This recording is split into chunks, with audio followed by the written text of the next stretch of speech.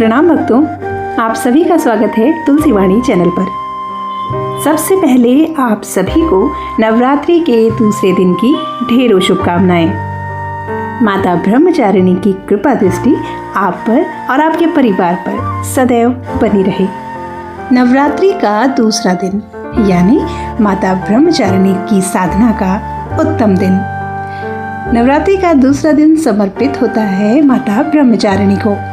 ये दिन साधना, तपस्या और धैर्य का प्रतीक माना जाता है। इस दिन माँ के इस रूप की पूजा करने से भक्तों को शक्ति, ज्ञान, संयम की प्राप्ति होती है।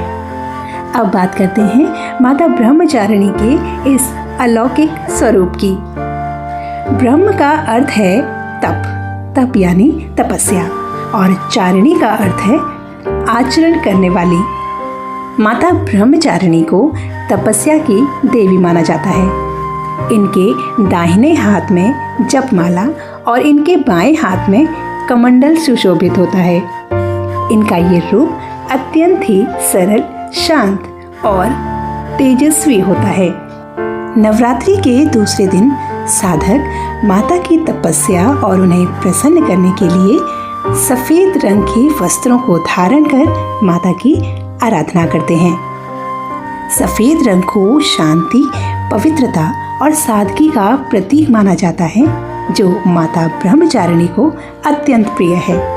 माता के ब्रह्मचारिणी रूप की साधना करने से भक्तों के जीवन में धैर्य और आत्मनियंत्रण बढ़ता है। वे किसी भी कठिन परिस्थितियों में सहन शक्ति से परिपूर्ण होते हैं। इसके साथ ही भक्त शिक्षा और ज्ञान की प्राप्ति के लिए माँ ब्रह्मचारिणी की निस्वार्थ मन से साधना करते हैं, जो मन को शांत और एकाग्र रखने में सहयोगी होता है। इस प्रकार नवरात्रि का दूसरा दिन माता ब्रह्मचारिणी की तपस्या और उनकी साधना के लिए उत्तम माना गया है। इस दिन भक्त माता को धूप दीप अर्पित कर साथ ही माता को सफेद फूल या पीले फूल अर्पित करते हैं, और साथ ही माता को चीनी, मिश्री या पंचामृत का भोग लगाते हैं, और साथ ही देवी के दिव्य मंत्र ओम देवी ब्रह्मचारिणी नमः, इस मंत्र का जाप कर साधक सुख, शांति और समृद्धि की कामना करते हैं। साधक का ध्यान आज्ञा चक्र पर केंद्रित होता है। ये चक्र ज्ञान, निर्णय, क्षमता और आत्मबल का प्रतीक है। इस साधना से व्यक्ति को मन पर नियंत्रण, एकाग्रता में वृद्धि और आत्मिक शक्ति जागृत करने की क्षमता प्राप्त होती है। पौराणिक कथा के अनुसार माता पार्वती ने भगवान शिव को पति के रूप में पाने के लिए कठोर तपस्या की थी। उन्होंने हजारों वर्ष तक फल फूल खाकर तप किया और उसके बाद केवल पत्तों पर निर्भर रहीं, और अंत में उन्होंने भोजन और जल का भी त्याग कर दिया। माता की इस कठोर तपस्या के कारण ही उन्हें ब्रह्मचारिणी के रूप में जाना जाने लगा।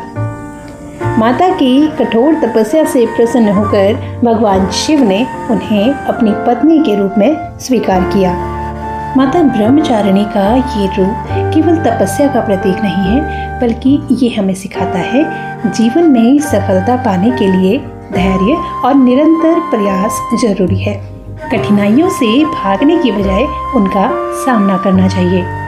सच्ची भक्ति में त्याग और समर्पण होना चाहिए। माता ब्रह्मचारिणी की भक्ति से हमें ये सीख मिलती है कि बिना तपस्या के कोई भी बड़ी सफलता संभव नहीं, और साथ ही जीवन में अनुशासन और निरंतरता बनाए रखना बहुत जरूरी है। विद्यार्थियों को अपने उज्जवल भविष्य और अपनी पढ़ाई में सफलता के लिए निस्वार्थ मन से माता की भक्ति करते हुए और साथ ही माता के मंत्रों का जाप करते रहना चाहिए। नवरात्रि के दूसरे दिन जो भी भक्त माता ब्रह्मचारिणी की सच्चे मन से निस्वार्थ भाव से पूजा करता है, उसकी सभी मनोकामनाएं पूर्ण होती हैं और जीवन में सफलता प्राप्त होती है। आप आपको हमारी आज की ये जानकारी कैसी लगी कमेंट्स में ज़रूर बताएं और चैनल को लाइक करें, ज़्यादा से ज़्यादा इस वीडियो को शेयर करें। जुड़े रहें हमारे साथ माता की ऐसी ही अद्भुत लीलाओं की जानकारी के लिए। फिर मिलते हैं। नमस्कार। जय माता दी।